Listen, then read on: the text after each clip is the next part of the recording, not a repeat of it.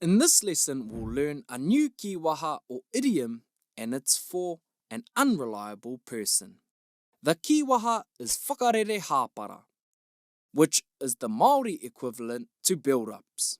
The term Whakarere Hāpara is taken from the whakatauki tū tohu ahiahi Whakarere Hāpara, which translates to accepts at night, rejects in the morning.